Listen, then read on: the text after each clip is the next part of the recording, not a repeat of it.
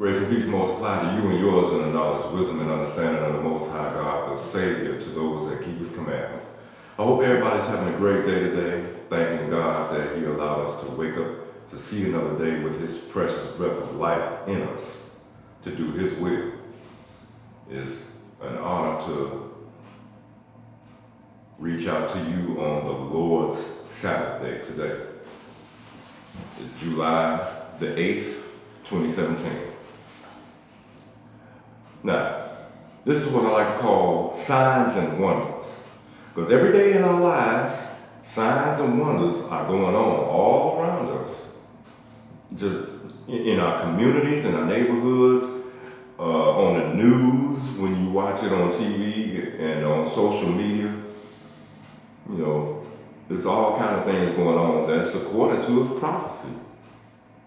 But a lot of people don't know certain signs to look for. And I'm going to just go through the Bible and show you a few things that prophecy is happening all the time. And it is proven that we are in the last days, so we have to be aware of things. Now, with that being said, turn in your Bibles to 2 Peter chapter 1. 2 Peter chapter 1, beginning with verse 19. We have also a more sure word of prophecy, whereunto ye do well that you take heed, as unto a light that shineth in a dark place, until the day dawn and the day star arise in your hearts. He's saying here we have a more sure word of prophecy in the Old Testament, because this is the New Testament. But a lot of times, most times, you won't understand certain things in the New Testament unless you read the Old Testament first. That's why the book says in Isaiah chapter 8, to the law and to the testimony. That's the New Testament and the Old Testament. Gotta have both. Verse 20, knowing this first, that no prophecy of the scripture is of any private interpretation. Whoa! What did he say there? He said, no prophecy of the scriptures of any private interpretation. But when we bring people the truth, we bring them straight scripture, they want to say, oh, that's your interpretation. No, I'm just reading straight book to you. I'm reading straight to you out of the Word of God. You know, if you want to say that, that means you have no understanding. But, hey, that's the world for you.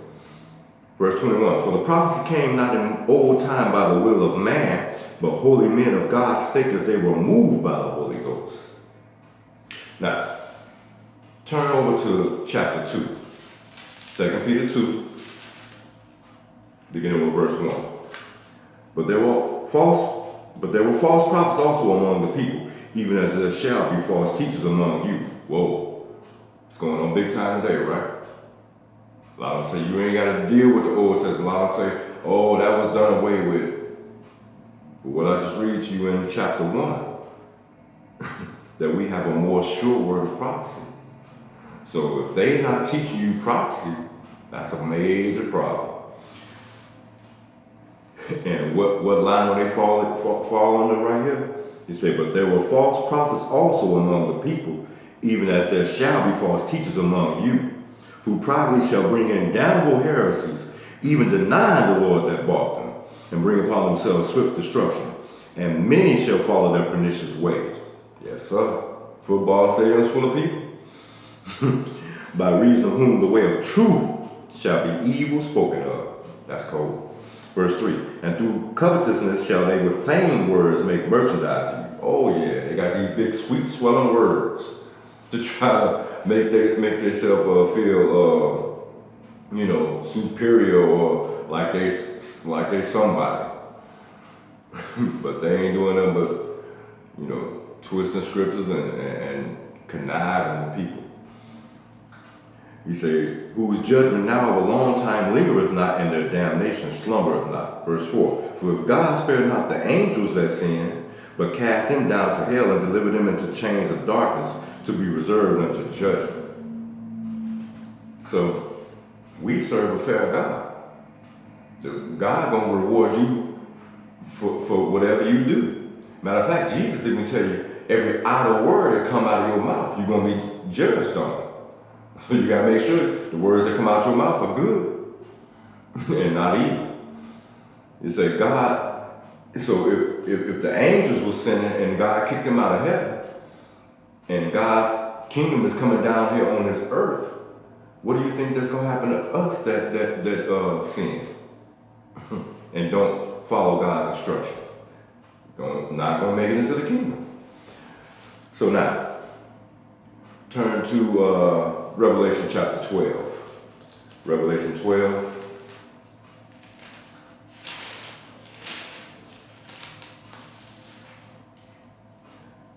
And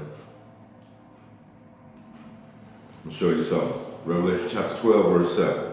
And there was war in heaven. Michael and his angels fought against the dragon. And the dragon fought against his angels and prevailed not. Neither was their place found any more in heaven. That's right, they got kicked out.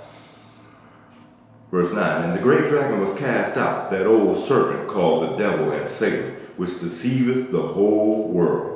He was cast out into the earth, and his angels were cast out with him.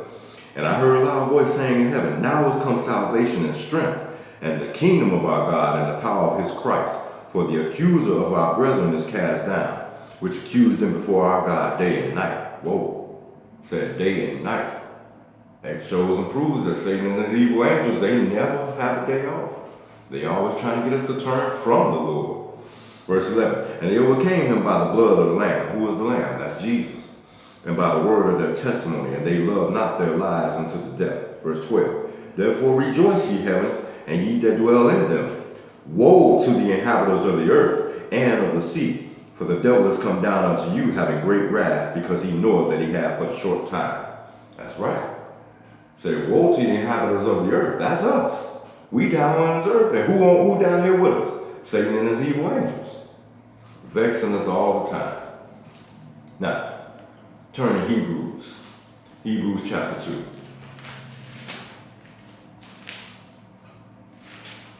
Hebrews 2. And I'll start with verse 1. Verse 1. Let us therefore fear, lest the promise being left us of entering into his rest. Wait a minute, that's my bad. That's Hebrews 3. That's Hebrews 4. Hebrews 2, verse 1. Therefore we ought to give the more earnest heed to the things which we have heard, lest at any time we should let them slip. For if the word spoken by angels was steadfast, and every transgression and disobedience received a just recompense of reward. Verse 3, how shall we escape? Whoa. See? Just showing it to you that the angels, when they sinned against the Lord, they got kicked out. So it's saying right here, if the angels got punished, what's going to happen? How shall we escape? If we neglect so great salvation. That's right. Which at first began to be spoken by the Lord and was confirmed unto us by them that heard him. Who heard him first? The angels. Verse 4. God also bearing them witness both with signs and wonders, and with divers miracles and gifts of the Holy Ghost according to his own will. Now, go to Romans chapter 3.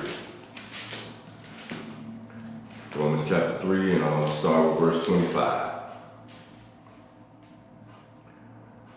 Whom God hath set forth to be a propitiation through faith in his blood. Propitiation, that means sacrifice. To declare his righteousness for the remission of sins that are past. Whoa. Did it say your future sins? No, it said your past sins. Jesus only came to die for us one time.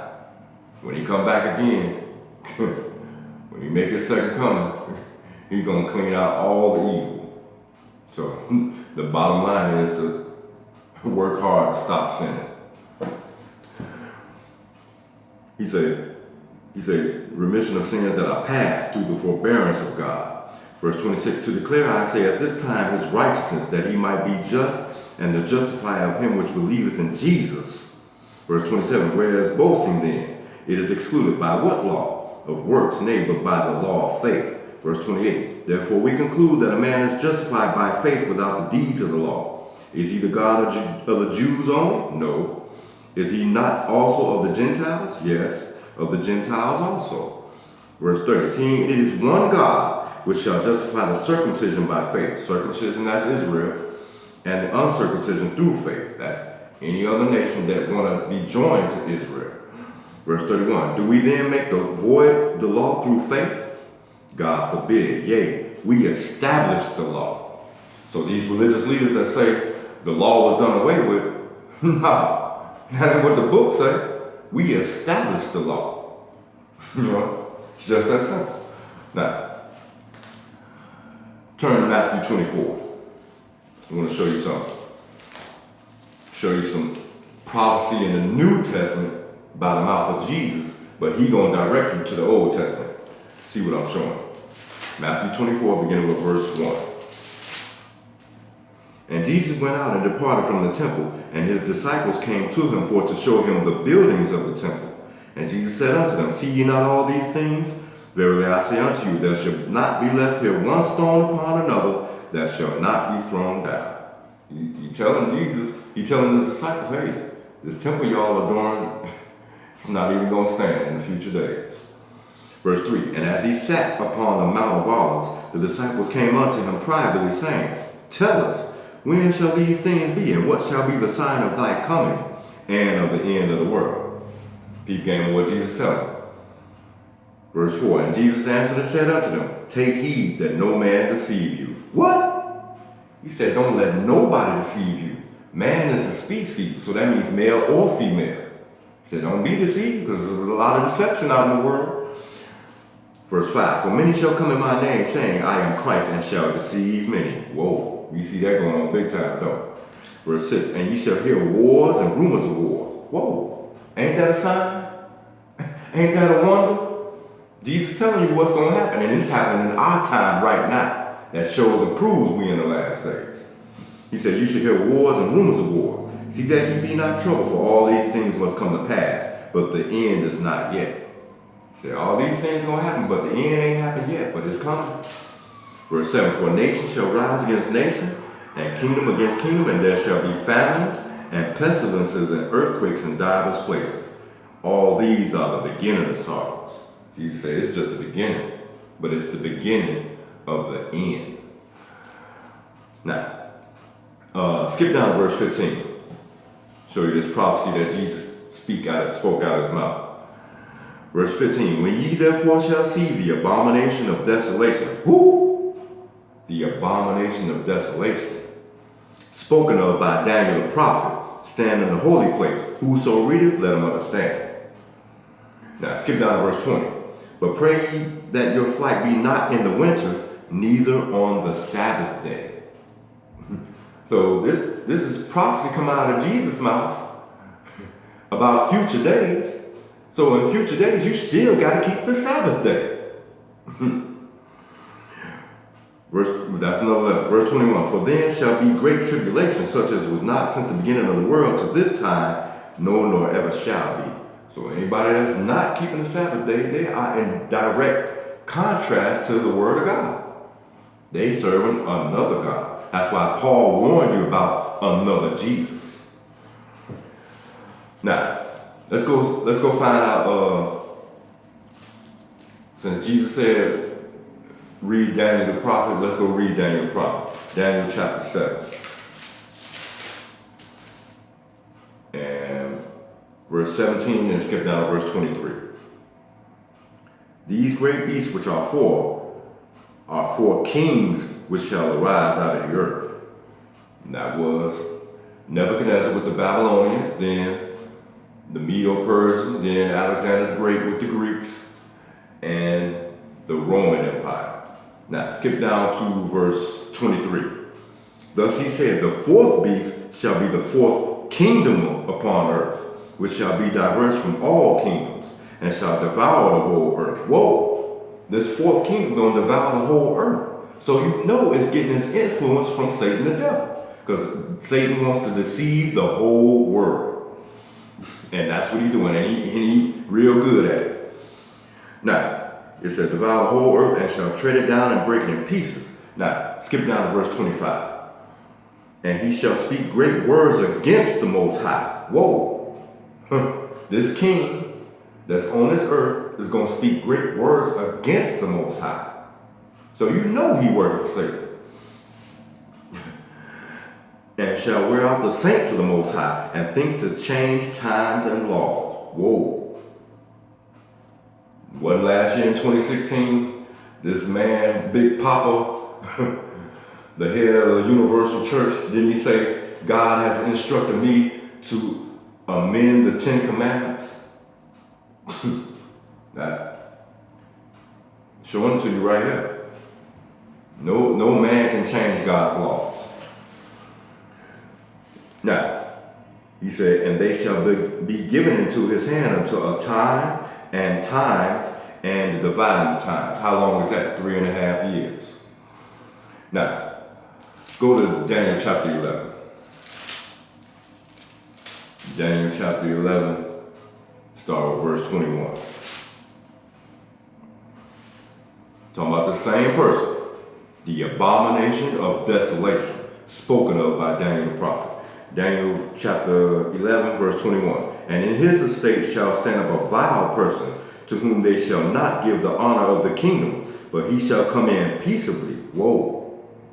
See, he ain't gonna come in like Hitler or somebody trying to kill everybody and put him, he ain't gonna come in as no dictator. He gonna come in peaceably. He gonna come in smooth like he your friend.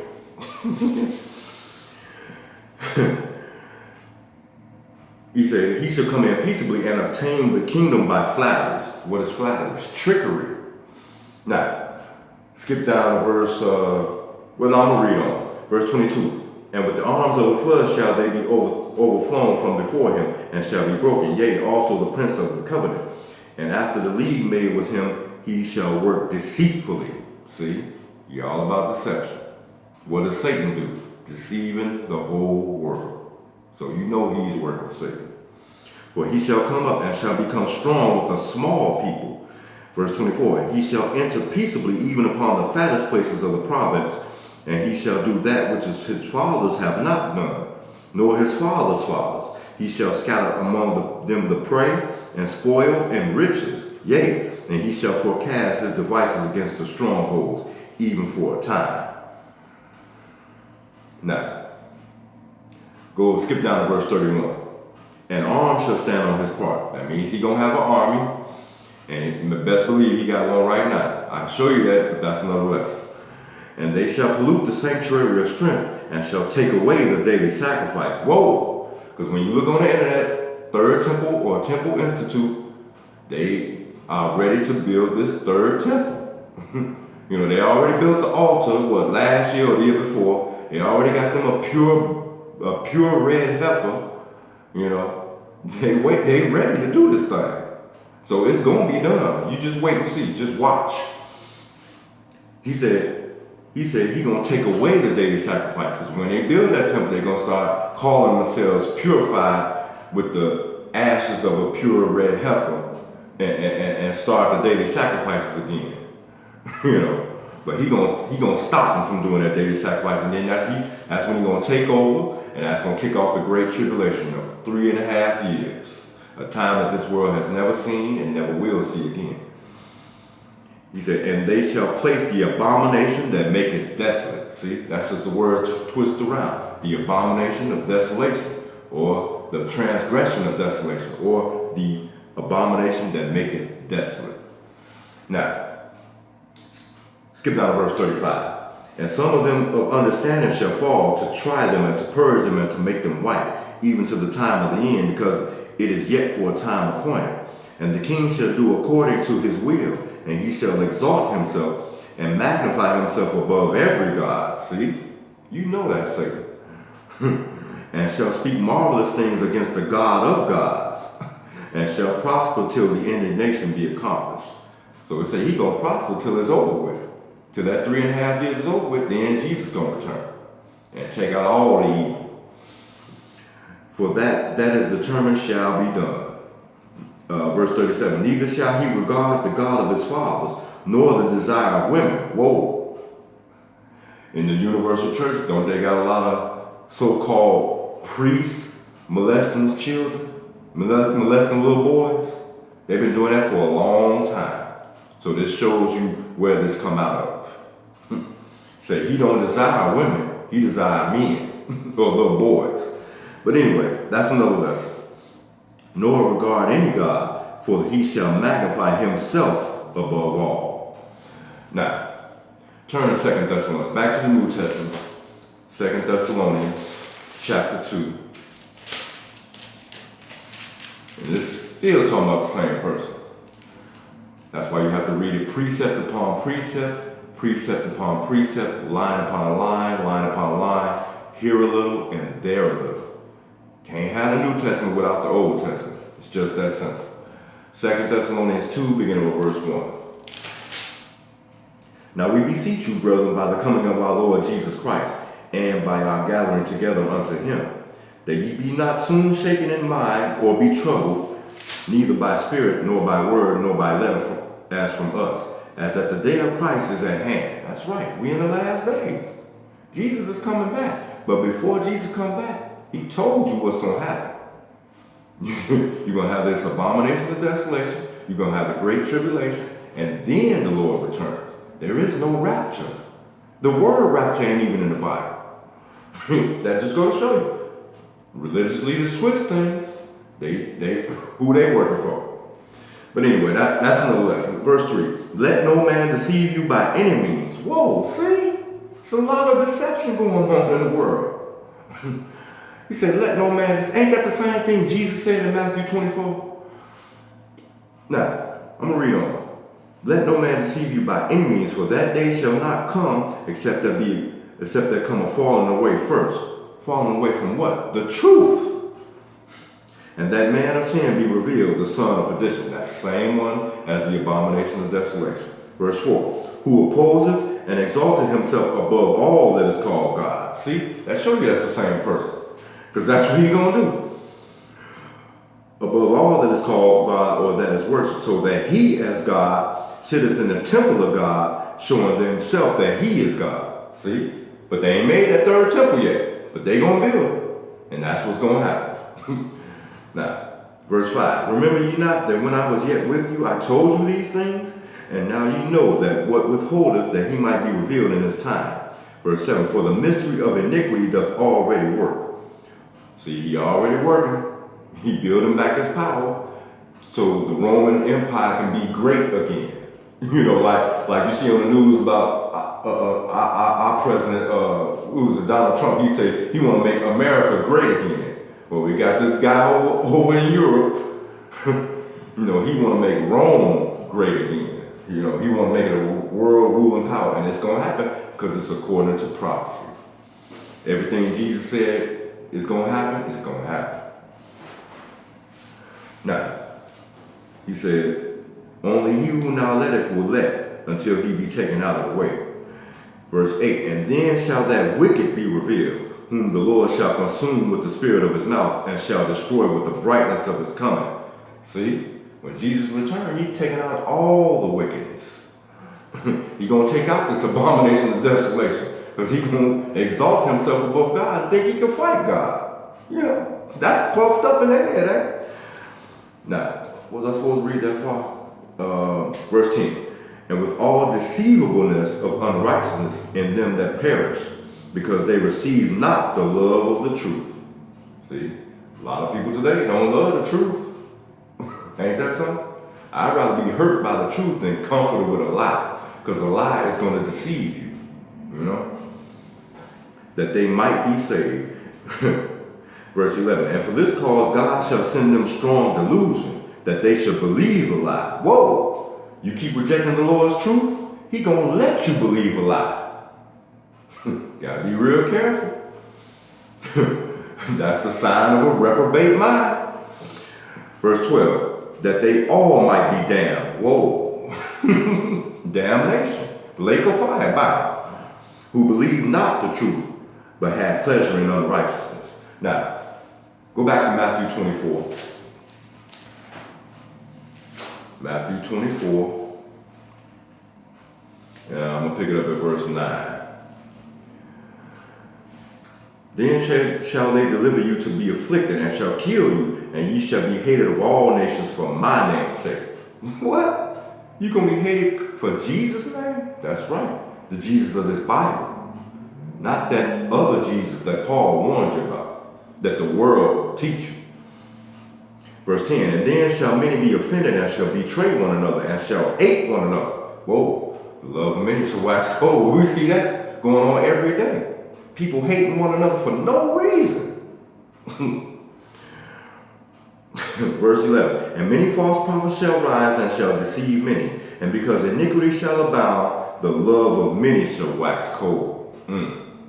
What is iniquity? Sin. People sinning big time today.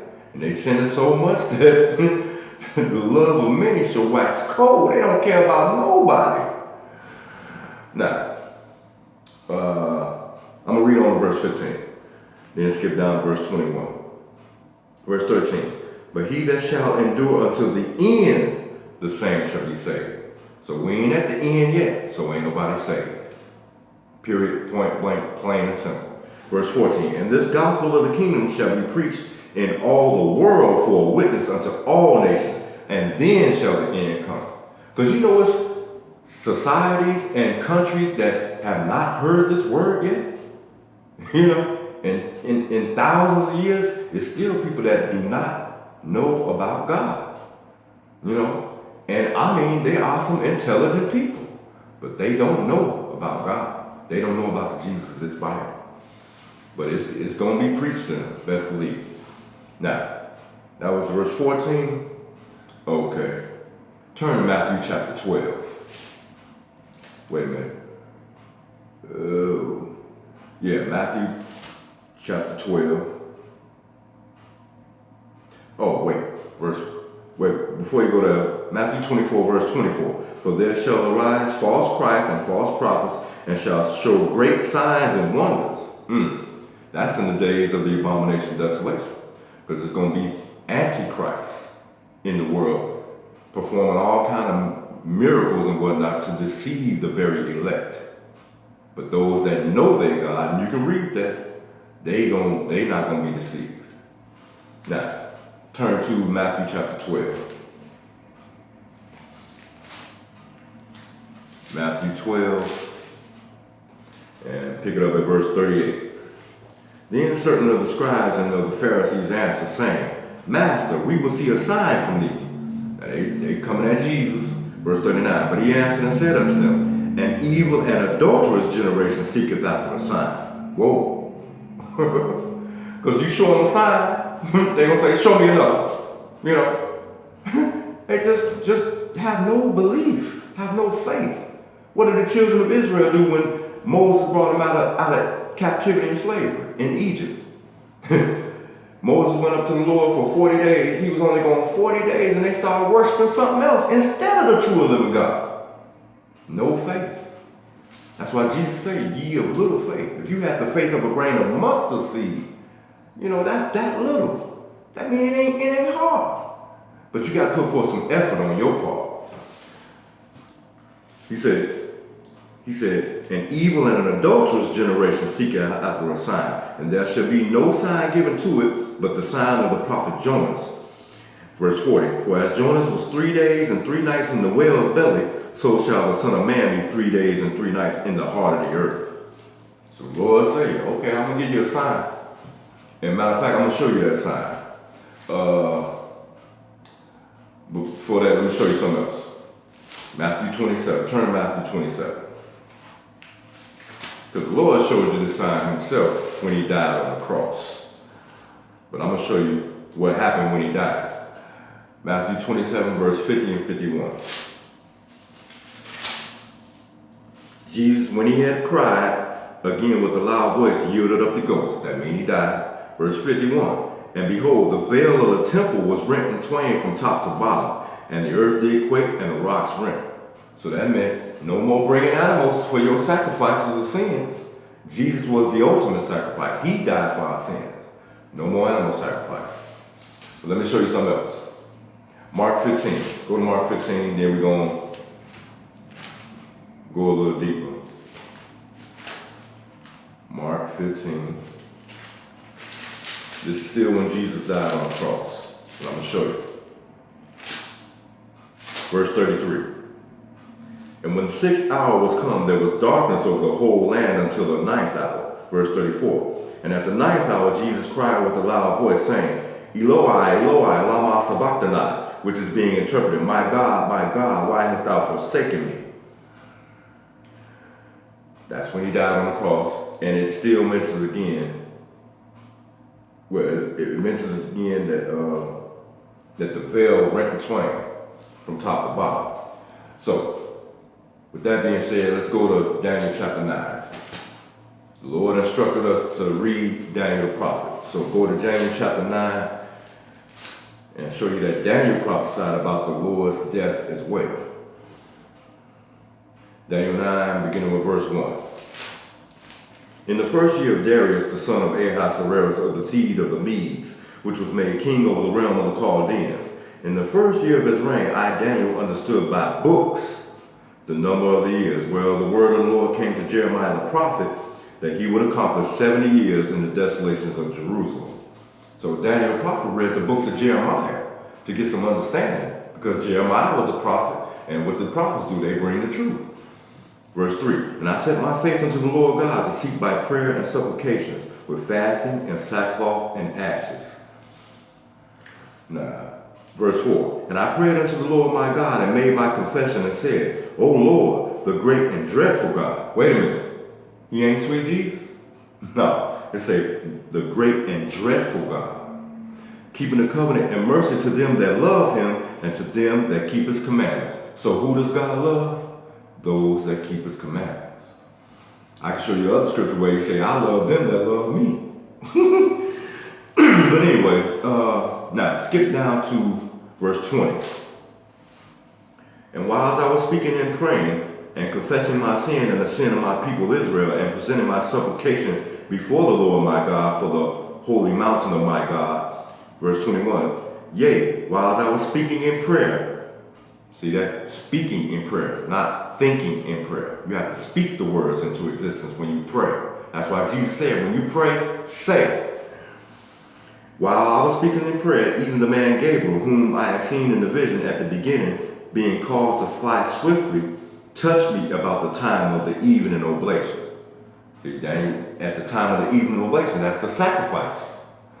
So, but Jesus came, and that's the only law that ended was the animal sacrifice. Now, skip down to verse 24. 70 weeks are determined upon thy people and upon thy holy city to finish the transgression, and to make an end of sins, that's your sins that are past, and to make reconciliation for iniquity, and to bring in everlasting righteousness, and to seal up the vision and prophecy, and to anoint the most holy. Who is the most holy? That's Jesus. Verse 25, know therefore and understand that from the going forth of the commandment to restore and to build Jerusalem unto the Messiah, the prince shall be 7 weeks and 62 weeks. The street shall be built again, and the wall, even in troublous times. That happened during Nehemiah Ezra's time when they rebuilt the second temple. Verse 26, and after 62 weeks shall Messiah be cut off, but not for himself. That's right. He came to die for our sins, because he had no sins.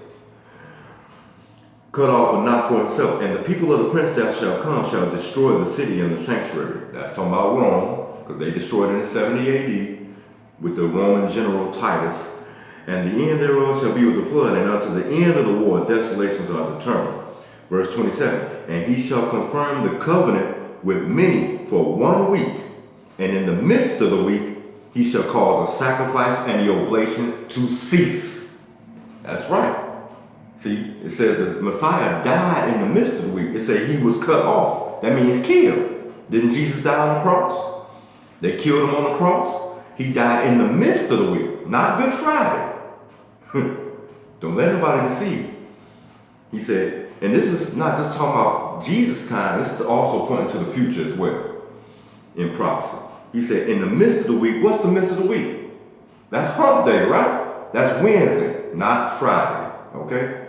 Because you can't, that's why Jesus said, I will give you a sign of being in the earth. He'll be dead 3 days and 3 full nights. You can't get that from Friday evening to early Sunday morning. You know, it's just that simple. Everybody knows how to count from 1 to 2, from 1 to 3. Now, where am I? That was verse 27. Turn to Luke 24.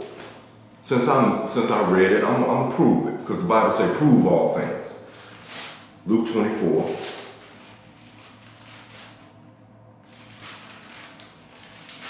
Beginning with verse 1.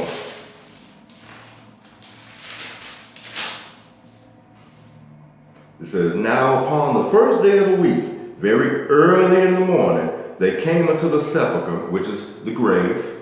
They came into the sepulchre, bringing the spices which they had prepared, and certain others with them. And they found the stone rolled away from the sepulchre.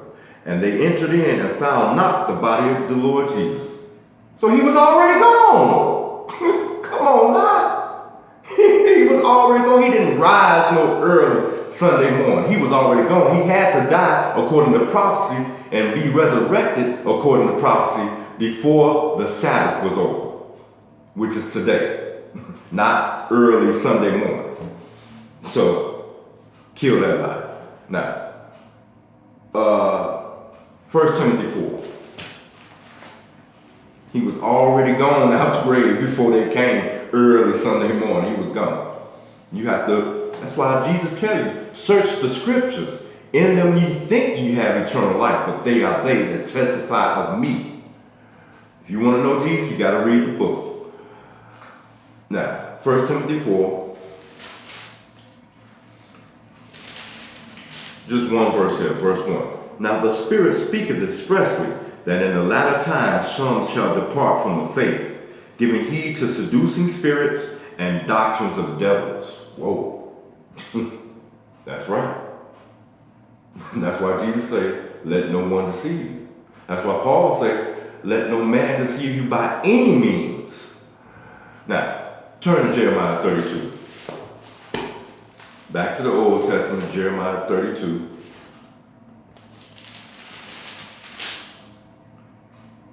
Verse 20. Which has set signs and wonders in the land of Egypt, even unto this day, and in Israel, and amongst other men, and has made thee a name as at this day. This is talking about when the Lord brought the children of Israel out of captivity, slavery, and bondage. But I should have read verse 17 first.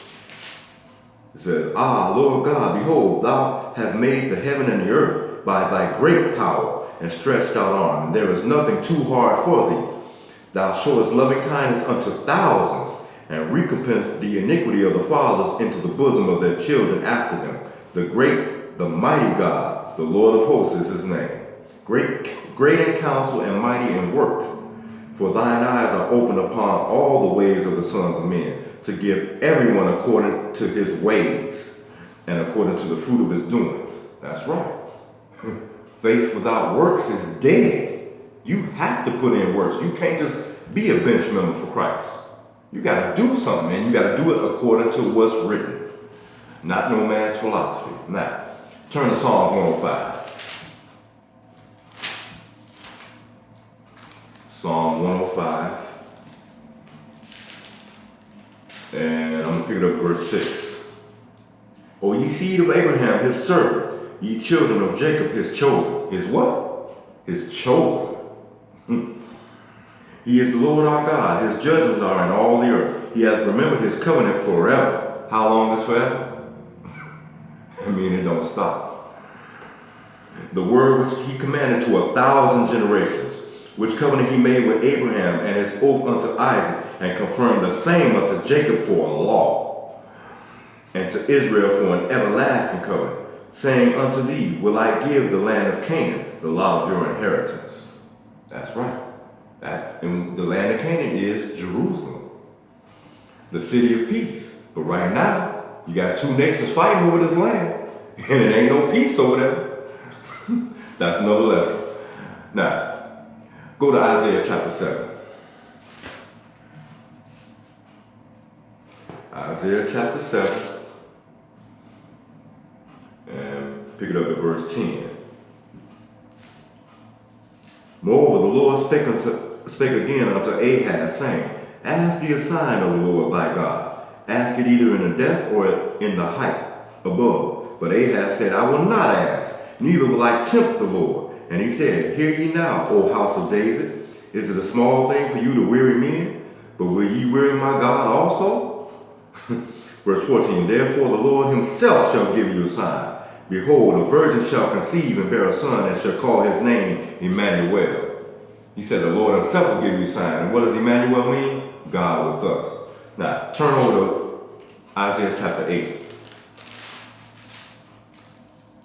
No, first go to Matthew chapter 1. Matthew chapter 1, one verse here. Matthew chapter 1, verse 23. Behold, a virgin shall be with child. Didn't I just read that in the Old Testament?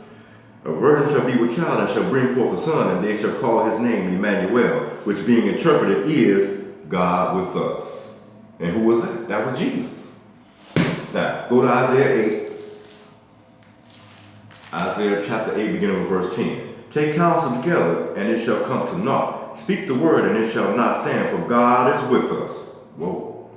Verse 11. For the Lord spake thus to me with a strong hand, and instructed me that I should not walk in the way of this people, saying, say ye not a confederacy to all to whom this people shall say a confederacy, neither fear ye their fear, nor be afraid. Verse 13. Sanctify the Lord of hosts himself, and let him be your fear, and let him be your dread. And he shall be for a sanctuary, but for a stone of stumbling, and for a rock of offense to both the houses of Israel, for a gin and for a snare to the inhabitants of Jerusalem. And many among them shall be stumbled, and fall, and be broken, and snared, and taken.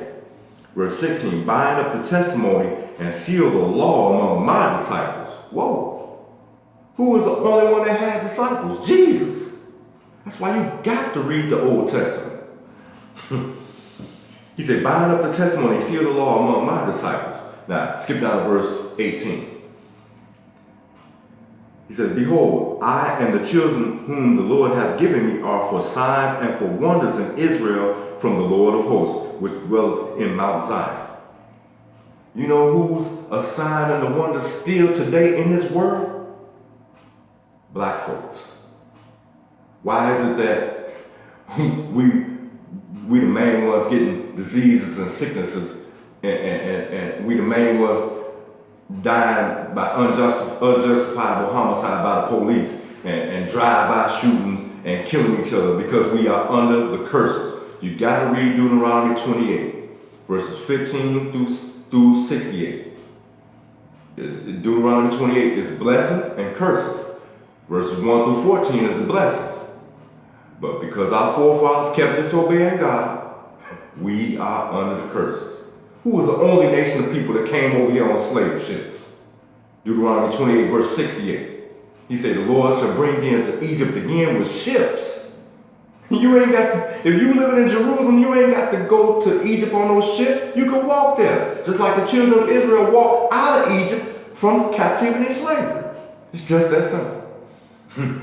But that's another lesson. Now, Matthew 24, and one more after this, and I'll be done. Matthew 24, verse 29. This is Jesus talking. Immediately after the tribulation of those days shall the sun be darkened, and the moon shall not give her light, and the stars shall fall from heaven, and the powers of the heavens shall be shaken. And then shall appear the sign of the Son of Man in heaven. Whoa. He said, immediately after the great tribulation. Then Jesus returned. Not before. Now, go to Revelation chapter 6. And this will be last. Revelation chapter 6. Verse 9. And when he had opened the fifth seal, I saw under the altar the souls of them that were slain for the word of God. That's those that don't make it to the place of safety during the great tribulation. And for the testimony which they held. And they cried with a loud voice, saying, how long, O Lord, holy and true, dost thou not judge and avenge our blood on them that dwell on the earth? And white robes are given unto every one of them, and it was said unto them that they should rest yet for a little season, until their fellow servants also and their brethren that should be killed as they were should be fulfilled. Verse 12, and I beheld when he had opened the sixth seal, and lo, there was a great earthquake, and the sun became black as sackcloth of hair, and the moon became as blood, and the stars fell from heaven unto the earth. You can read the same thing that Jesus tells you in Matthew 24 and Mark and Luke. that the sun gonna be darkened and the heaven's gonna roll back like a scroll. You can read that in Luke 20. Which one is it? Luke 24.